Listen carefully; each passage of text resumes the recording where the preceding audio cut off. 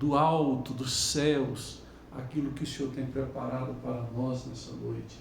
No nome de Jesus agradecemos. Amém.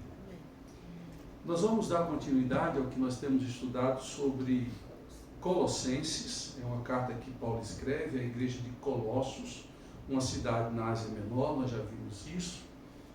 E vamos hoje ler os versículos 15 a 23, eu acho. 23. É um texto mais longo, mas de uma profundidade. Esse texto é maravilhoso. Lições, ensinamentos profundos. Diz assim a palavra do Senhor: Ele é a imagem, se referindo a Jesus. Ele é a imagem do Deus invisível, o primogênito sobre toda a criação, pois nele foram criadas todas as coisas nos céus e na terra, as visíveis, as invisíveis, sejam tronos ou soberania, poderes ou autoridades. Todas as coisas foram criadas por Ele e para Ele. Ele é antes de todas as coisas e nele tudo subsiste. Ele é a cabeça do corpo, que é a igreja, é o princípio e o primogênito dentre os mortos, para que em tudo tenha a supremacia, pois foi do agrado de Deus, que nele habitasse toda a plenitude.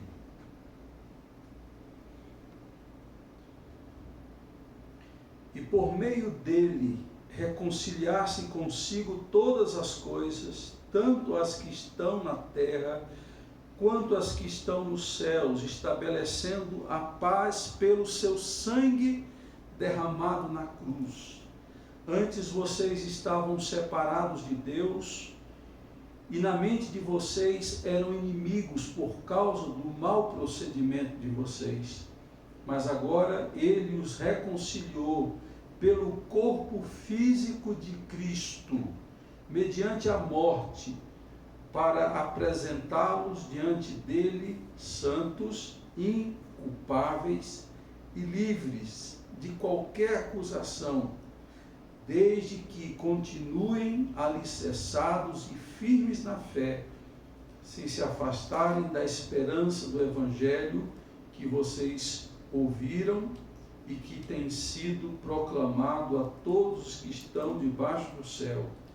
Esse é o Evangelho do qual eu, Paulo, me tornei ministro. É um texto profundo, é um texto belo e rico de significados teológicos, significados espirituais. Como introdução, eu quero fazer uma pergunta que pode parecer até ridícula ou óbvia demais. Mas essa pergunta tem toda uma intenção para mostrar a complexidade dessa pergunta tão simples. A pergunta é: quem é Jesus? Quem é Jesus? Parece simples nessa pergunta, mas não é. Quando você estuda a história da igreja, você vai descobrir que só no quarto século é que a igreja, lutando contra as heresias e as divergentes posições e opiniões a respeito de quem era Jesus, definiu de fato, de uma forma muito clara, a começar no concílio de Nicéia 325, no concílio de Efésios 451 e no concílio de Calcedônia em 551. Todos esses concílios foi para definir quem era Cristo. Nesse período todo, muita gente começou a questionar quem era Jesus. Por exemplo, você vai ter um grupo chamado Nestorianos, um grupo chamado Arianos, que dizia, sobretudo, que Jesus era um homem qualquer, que Deus escolheu para ser o seu filho. Então Jesus era um homem comum que foi elevado a uma posição de filho de Deus. Porém, isso não resiste na história e não resiste à Bíblia. logo de pronto a gente lê aqui que ele é a imagem do Deus invisível. Eu vou voltar a isso aqui. E vou voltar a outros textos que mostram que Jesus, ele é Deus que se encarnou. Ele não era um homem comum que Deus o graduou a uma posição de filho de Deus. Deus se encarna. Está lá em João, capítulo 1, e o verbo se fez carne e habitou entre nós, 1,14. Então Jesus veio e foi concebido no ventre de Maria pelo poder do Espírito Santo. Então de pronto a gente já chega a uma conclusão sobre a divindade de Jesus. Jesus não é um homem que se tornou Deus, é um Deus que se fez homem. É essa a lógica da Bíblia. Deus que se fez homem. O grande mistério da encarnação que a gente comemora no Natal é que Deus está entre nós, Emanuel, que significa Deus conosco, no nosso meio, se fazendo gente como Jesus foi e morrendo a nossa morte. Hoje em dia, muitos vão dizer que Jesus é um grande filósofo, porque falou coisas profundas. Ou um homem que ensinou a perfeita ética, ou um grande teólogo, ou um grande sábio. Você sabia que até os muçulmanos dizem, eles chamam Jesus de Isa. Dizem que Jesus é um profeta, comum, um profeta importante, mas um profeta como os demais profetas. E nós afirmamos que Jesus é Deus. É fundamental para o cristianismo protestante, evangélico, até os católicos acreditam dessa forma, que Jesus é Deus. Ele não é um homem que foi galgado à posição de Deus, mas ele se encarnou como Deus. E a gente vai falar um pouco sobre isso. E quando a gente lê Colossenses, você vai descobrir que Paulo está combatendo uma heresia que começou no primeiro século da era cristã e foi também até o final do segundo século. Essa heresia chama-se gnosticismo. E vou falar um pouco dela, para depois, quando a gente for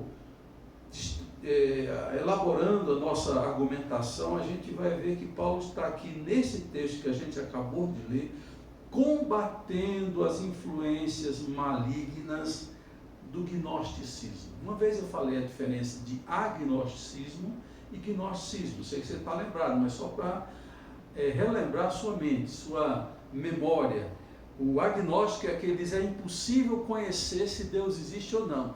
Por isso que a é o não, gnóstico é conhecer, vem de gnosis. Gnosis em grego significa conhecimento. Quando você diz que é agnóstico, está dizendo é impossível conhecer e saber se Deus existe ou não. O ateu diz, Deus não existe. O agnóstico ele fica em cima do muro, mas não deixa de ser um ateu.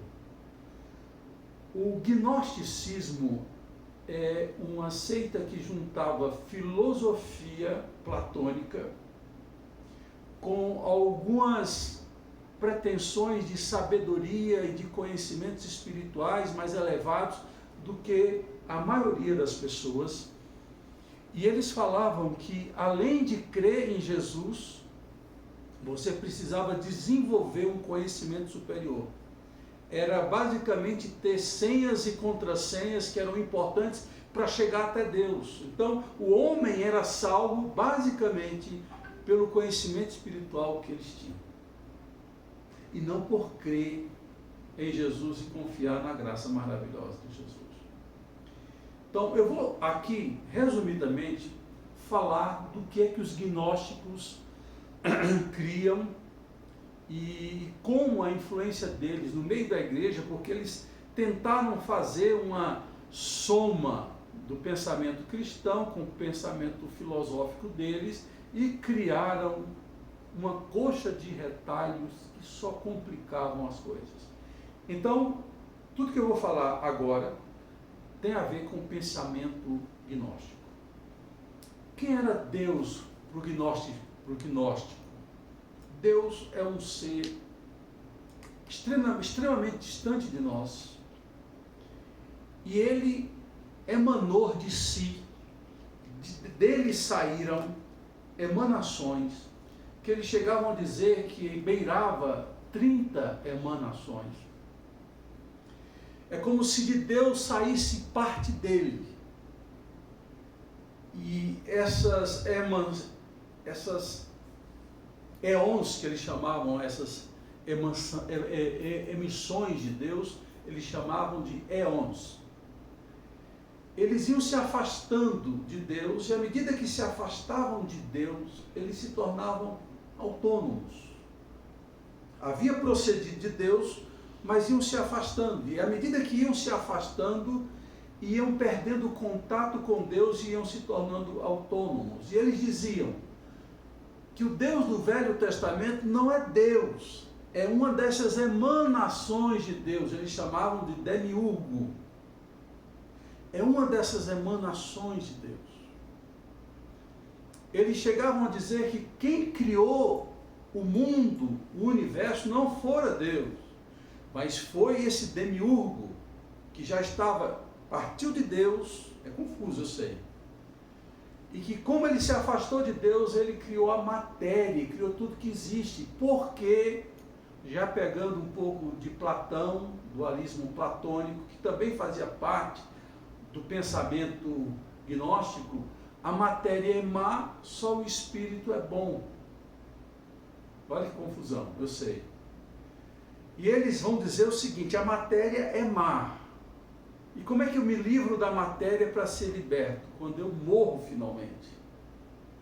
Então, quando o meu espírito sai do corpo, ele está liberto. O corpo é mau. Aí eles chegaram a outras conclusões.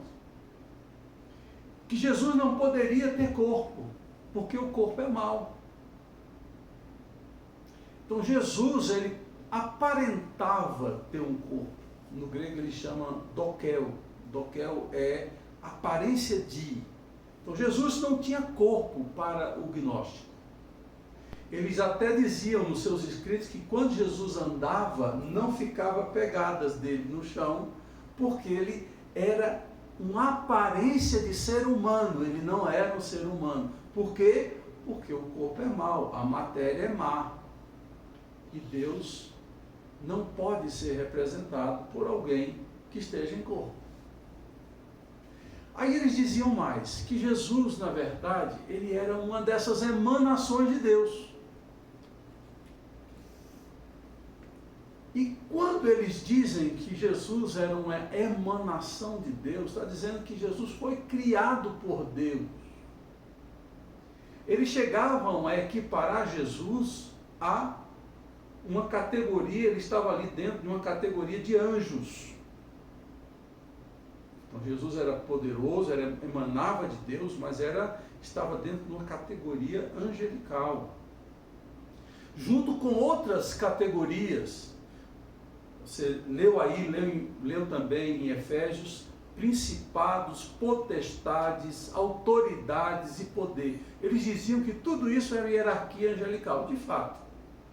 Quando você lê Paulo, Efésios capítulo 6, ele vai dizer que nós vamos lutar contra os principados e potestades, contra os dominadores desse mundo tenebroso, nas regiões celestiais em Cristo Jesus. Mas eles olhavam para os anjos e adoravam. Você vai chegar, Paulo dizer nessa carta, que eles estavam correndo o risco de adorar anjos. Alguns até estavam adorando anjos. Então, é uma doutrina, e à medida que eu vou falando dos versículos, eu vou mostrar para você o que é que Paulo quer dizer com estes versículos. Paulo está combatendo a visão do que eles ensinavam a respeito de Deus e a respeito de Jesus. Então, volte aqui para o texto. Se você tiver uma Bíblia aí perto, você pode ler ou então acompanhar aqui na frente, versículo 15. Por que Paulo diz que Jesus é a imagem do Deus invisível? Isso é muito importante. Lembra que eu disse que haviam emanações de Deus, eles diziam, os gnósticos? Paulo está dizendo, não, Jesus não é uma emanação de Deus. Ele é a imagem. No grego, a palavra aqui é eikon. Eikon vem de ícone. Quando você diz assim, a gente faz essa tradução, né? O ícone do aplicativo, clica aí no ícone. Ícone é justamente algo, uma imagem. Que imagem é essa? É interessante que quando a gente estuda o grego, você vai descobrir que esse termo eikon pode significar representação ou manifestação. Por exemplo, quando o homem foi criado à imagem e semelhança de Deus. Está lá em Gênesis. Gênesis 1, 27 e 28. O que a Bíblia está dizendo ali? Deus colocou no ser humano algo dele, sobretudo os atributos, o caráter, a consciência, o jeito de ser, conversar, tudo isso Deus tem, Ele colocou em nós. Porém, nós somos representações do que Deus é. Não representamos a totalidade, nós temos as representações. Por isso que nós temos coisas e fazemos coisas para o bem que os animais não fazem, porque isso simboliza o que Deus faz. E nós estamos entrando no pecado, e esse homem que foi criado à imagem e semelhança de Deus, ele pecou e se desvirtuou de tal forma que hoje em dia animal faz coisa que o homem não faz. É um contrassenso. Tem coisas que o animal é mais racional do que o homem que foi criado à imagem e semelhança de Deus, e ele, pelo pecado, pela opção que ele escolheu, ele ficou um ser embrutecido. Mas o homem, ele é uma representação. Quando Paulo usa o termo eikon, pode ser traduzido também como manifestação. Jesus não é uma imagem que aponta para o que Deus é. Ele é a própria manifestação de Deus. Quem vê a Jesus, vê Deus. Você lembra de Tomé pedindo, Filipe melhor dizendo, Pai, Jesus, mostra-nos o Pai, e isso nos basta? Você lembra que Jesus respondeu?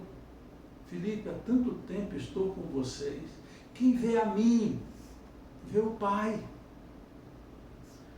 Então, se você puder acompanhar comigo, eu vou ler João. João vai mostrar que Jesus é essa manifestação de Deus. E essa manifestação de Deus é porque Jesus é o próprio Deus encarnado. Eu sei que a nossa mente, para entender isso, fica difícil. Mas são verdades espirituais profundas. Eu vou ler aqui. No princípio era o Verbo estava com Deus, e o Verbo era Deus. Ele estava com Deus desde o princípio. Todas as coisas foram feitas por intermédio dele. Sem ele, nada do que existe teria sido feito.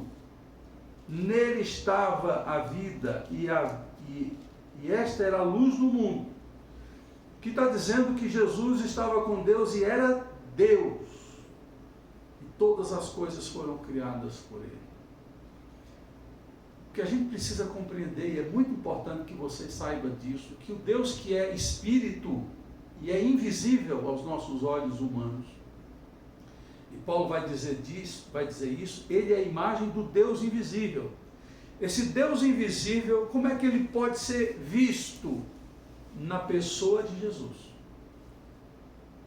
Por tudo que Jesus foi, tudo que ele fez, tudo que ele disse, todos os seus comportamentos, são comportamentos divinos, porque ele se encarnou. Então é a forma de Deus se manifestar. Então ele é a imagem como se fosse uma manifestação de Deus. E se você abrir comigo, ou acompanhar a leitura, em Hebreus capítulo 1, olha que coisa profunda, meus queridos. Hebreus capítulo 1. Há muito tempo Deus falou muitas vezes e de várias maneiras aos nossos antepassados por meio dos profetas. Mas nesses últimos dias falou-nos por meio do Filho, a quem constituiu herdeiro de todas as coisas e por meio de quem fez o universo. O Filho é, olha o que está escrito, o resplendor da glória de Deus E não para aí. E a expressão exata do seu ser, sustentando todas as coisas por sua palavra poderosa. Quem é Jesus? É Deus. Quem é Jesus? É a exata expressão do ser de Deus. Quem é Jesus? Ele é a imagem do Deus invisível. Quem é Jesus? Era aquele que existiu eternamente e que se fez carne, fez homem. Portanto, ele não é um homem que se tornou Deus, ele é um Deus que se fez homem e continuou sendo Deus. Isso é fundamental. Porque Paulo, com esse argumento, está dizendo: Jesus não é uma emanação de Deus igual a anjo, igual a outras emanações. Jesus é igual a Deus. Então ele está batendo e tirando de frente uma ideia herética enganosa, de que Jesus é uma projeção de Deus. Não, Jesus é a exata expressão de Deus. O primogênito sobre toda a criação. E Paulo vai usar essa expressão primogênitos, que no grego é o protokos, daí vem a palavra protótipo, é o protokos. Era um título do Messias, era um título de honra. Então Jesus é o primogênito, aquele que tem direito sobre tudo que foi criado. E por que Jesus tem direito sobre toda a criação? Versículo 16 responde essa pergunta. Pois nele quem? Pois nele, Jesus. Versículo 16. Pois nele foram criadas todas as coisas. Se você prestou atenção à leitura que eu fiz anteriormente, você vai descobrir que João fala no capítulo 1, versículo 3, que tudo que existe, existe por causa dele. E sem ele, nada do que existe se fez. Eu quero dizer para você uma coisa extraordinária. Jesus estava no momento da criação. Lembra lá em Gênesis, quando Deus, em capítulo 1, versículo 27 e 28, diz: façamos o homem à nossa imagem e semelhança? Jesus estava lá. Paulo está dizendo o que aqui? Combatendo o gnosticismo. Jesus não foi um ser criado. Jesus é um ser que criou tudo. Olha aqui, versículo 17 novamente. Pois nele, em Jesus, foram criadas todas as coisas nos céus e na terra. Jesus é co-criador com o Pai. Jesus não é um ser criado. Então Paulo está combatendo aqui uma ideia gnóstica. E diz mais, olha que coisa sensacional que Paulo vai dizer. Lembre-se que Paulo está combatendo a heresia de adorar anjos. De adorar anjos. A gente sabe que existe o ministério de anjos, que Deus dá ordem aos seus anjos a nosso respeito. Toda a Bíblia fala de momento em que anjos estiveram presentes em batalhas, no anúncio a Maria, aos pastores, quando os pastores pastoreavam quando Jesus nasceu. Os anjos estiveram presentes em muitos momentos, porém eles são servos de Deus. Depois você lê Hebreus 1,14, que diz que os anjos são espíritos que ministram da parte de Deus àqueles que creem. Eles ministram a nós. Em Apocalipse, eles são apresentados como conservos, servos como nós, servos conosco, que servimos todos nós a Deus. Eles são criaturas de Deus, ou seja, foram criados por Deus. Anjos não são eternos, anjos são criaturas. Por isso que Paulo vai dizer, no versículo de número 16, pois nele foram criadas todas as coisas, não ficou de fora nada, tudo que foi criado por intermédio de Jesus.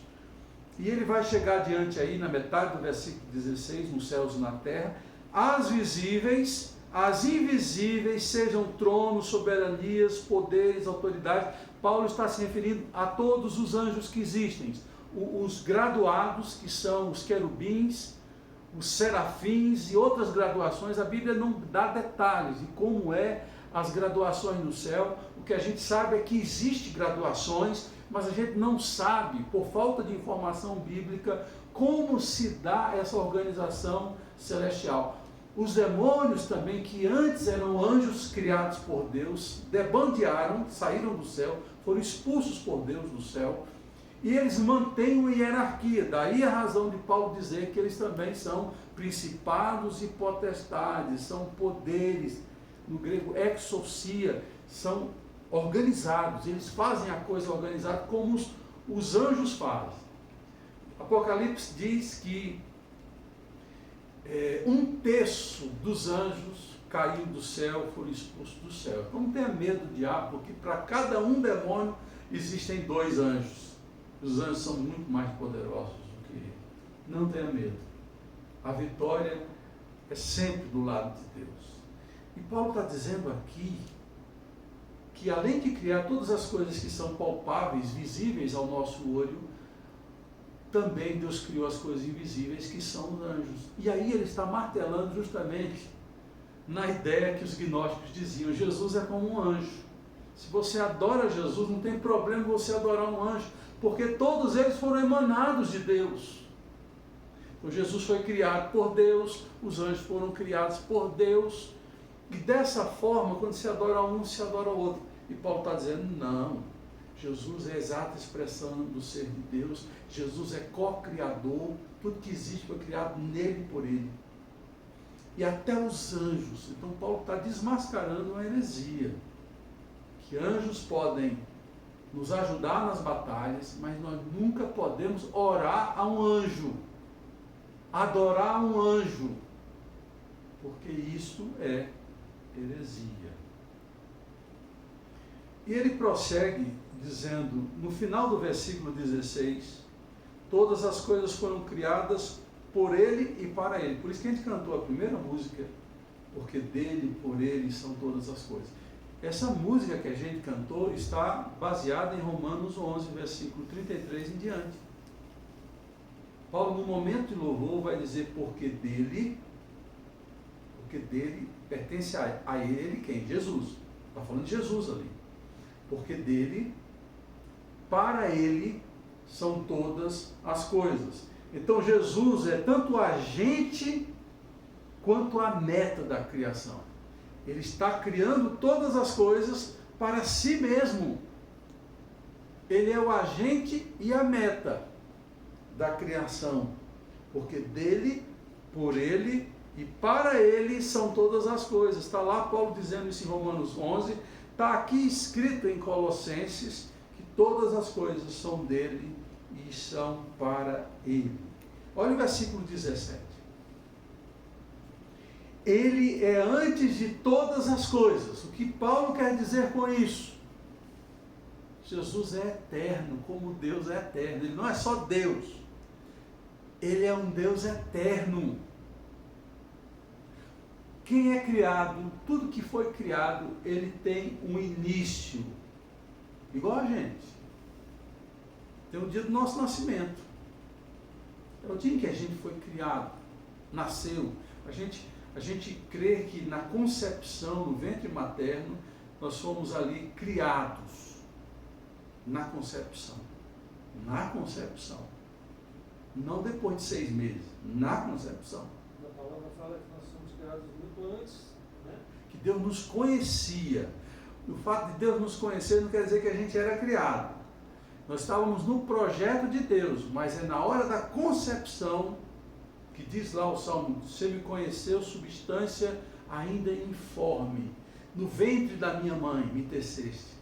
Então a nossa criação, Deus antes era projeto, Ele conhecia o que seria de nós, o que aconteceria na nossa vida em termos de projeto, mas o momento da nossa criação mesmo é quando o ovário, o óvulo e o espermatozoide se encontram e se tornam e criam um ser.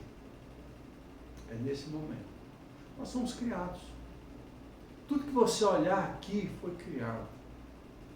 Os anjos que estão aqui foram criados. E eles louvam a Deus por isso. Mas Jesus não foi criado. Versículo 17, ele é antes de todas as coisas. E depois diz, e nele tudo subsiste. Olha que coisa sensacional, extraordinária. Ele não é só o Criador, como o mantenedor de tudo que existe. Isso aqui não explode, não pega fogo, porque ele mantém. Tudo subsiste por causa da gerência dele. Olha que profundidade da Bíblia dizendo quem é Jesus. Quando eu iniciei essa palavra perguntando quem é Jesus, essas respostas que Paulo dá aqui, respostas profundas a respeito de Jesus, porque nós normalmente falamos de Jesus como nosso Salvador, como aquele que deixou lições. Paulo vai muito mais além e fala coisas mais anteriores a isso e mais profundas, dizendo que Jesus está na criação, já existia, ele é eterno, que ele criou e participou da criação dos anjos e que ele administra tudo que existe no cosmos. Olha que coisas profundas a respeito de Jesus. E quando chega o versículo de número 18, Paulo sai desse aspecto da criação das coisas e dos anjos e parte para a igreja. Versículo 17. Ele é a cabeça do corpo que é a igreja. Ele não apenas criou tudo que existe, como criou a igreja. O que é a igreja? Não é um espaço físico. Igreja é o número, é a somatória de todos os que creem no globo terrestre. Na teologia a gente chama o que somam os que já morreram e os que estão vivos. A gente cria uma classificação de que existe a igreja militante, são aqueles que creem, servem a Deus e se congregam. Estes estão militando em nome de Jesus no mundo, pregando o Evangelho, vivendo a mensagem do Reino. Eles estão militando. Aqueles que creram e morreram são chamados da igreja triunfante. Estão na glória esperando o momento de voltar com Cristo para estabelecer o reino na terra e o dia do juízo. Então a igreja que está viva, trabalhando, igreja militante. A igreja que está no céu, a igreja triunfante. E ele é o cabeça dessa igreja. Ele coordena essa igreja. Foi ele quem criou essa igreja. É dele. Ele fala assim em Mateus 16, a minha igreja. Está nos lábios de Jesus a expressão a minha igreja. Ele é o cabeça do corpo que é a igreja. E acrescenta no versículo 18, é o princípio e o primogênito dentre os mortos, para que em tudo tenha a supremacia. Quando você lê 1 Coríntios capítulo 15, vai falar sobre a ressurreição do corpo. E diz lá que Jesus ele é o primeiro a ressuscitar dentre os mortos. Como Jesus ressuscitou, ele tem um corpo hoje chamado corpo incorruptível, corpo que não adoece, não envelhece e não apodrece. É um corpo eterno. Paulo vai dizer em 1 Coríntios 15 que nós também, como Jesus, seremos ressurretos. E da mesma forma que ele ressuscitou, nós ressuscitaremos. E ele vai dizer isso para dizer que Jesus foi o primeiro a experimentar a ressurreição que nós um dia teremos. Por isso que ele diz que ele é o primogênito, o princípio dentre os mortos, para ter toda a honra. E aí, versículo 19, pois foi do agrado de Deus que nele habitasse toda a plenitude. Eu falei na introdução de que o gnosticismo dizia que havia um conhecimento profundo que só os elevados, aqueles que tinham uma vida espiritual mais profunda, que conhecia os conhecimentos e as sabedorias, teriam. E essa plenitude você chegaria quando chegasse a Deus. E qual era o caminho para chegar a Deus, segundo os gnósticos?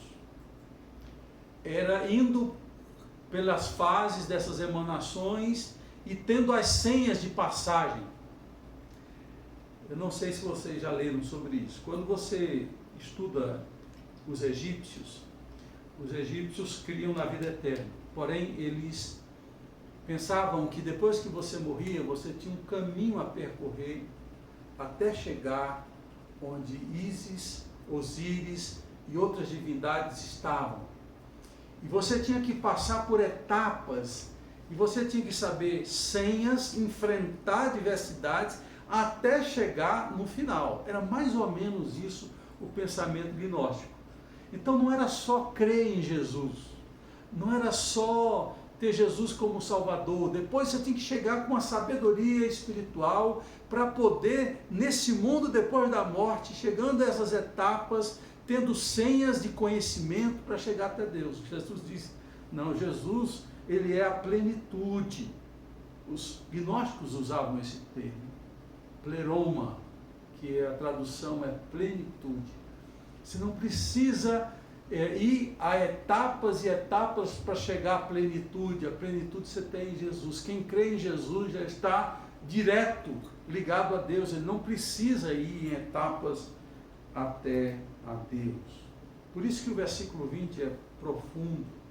E Paulo vai terminar o seu argumento aqui e vai dizer, e por meio dele reconciliar-se consigo todas as coisas, tanto as que estão na terra, quanto as que estão no céu, estabelecendo a paz pelo seu sangue derramado na cruz. Sangue derramado na cruz. Olha o versículo 22.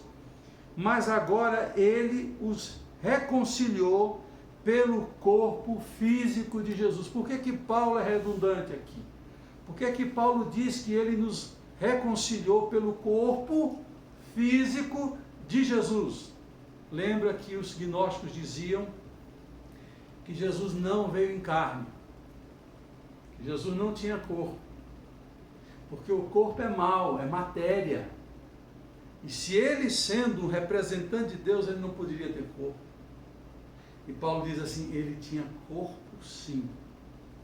João já havia denunciado os gnósticos na sua carta, a primeira carta, não o Evangelho, mas a primeira carta. São 3 cartas que João escreveu.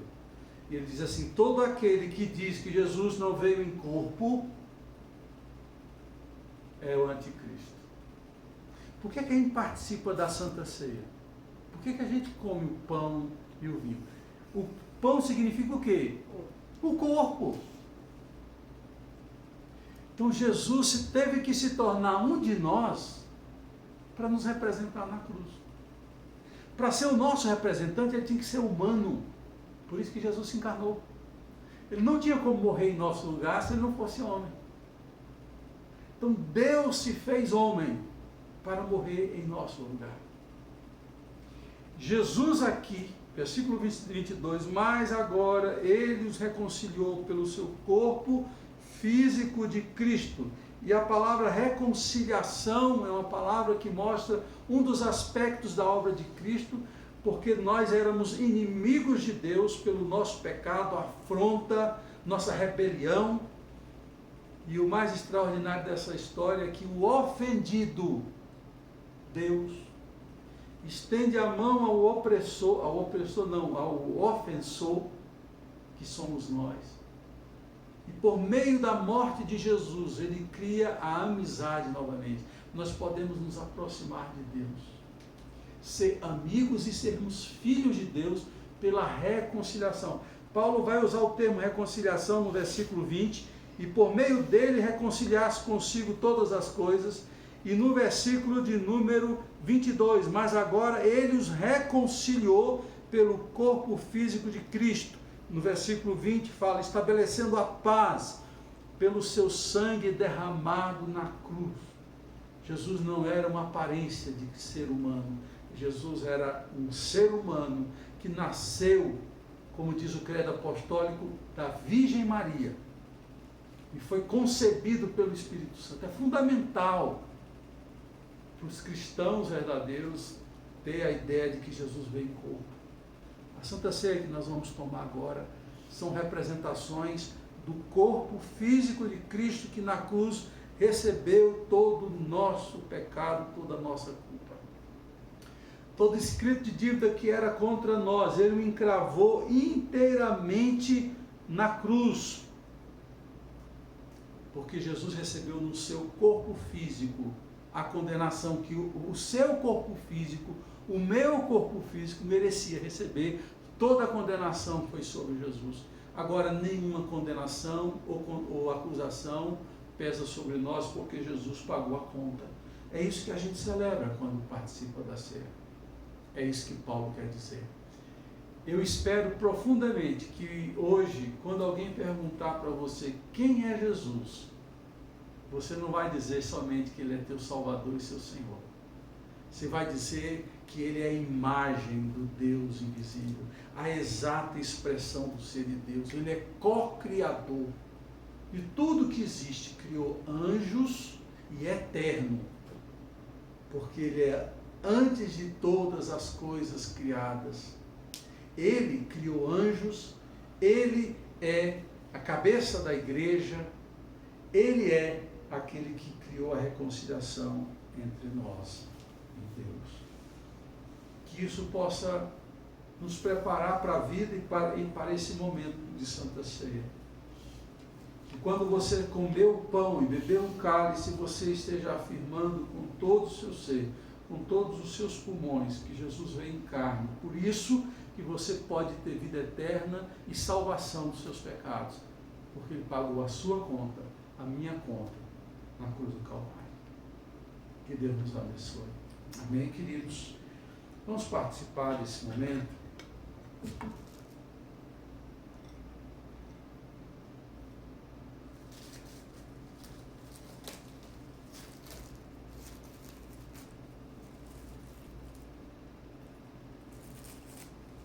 Você pode sair do seu lugar e se servir do pão e do cálice.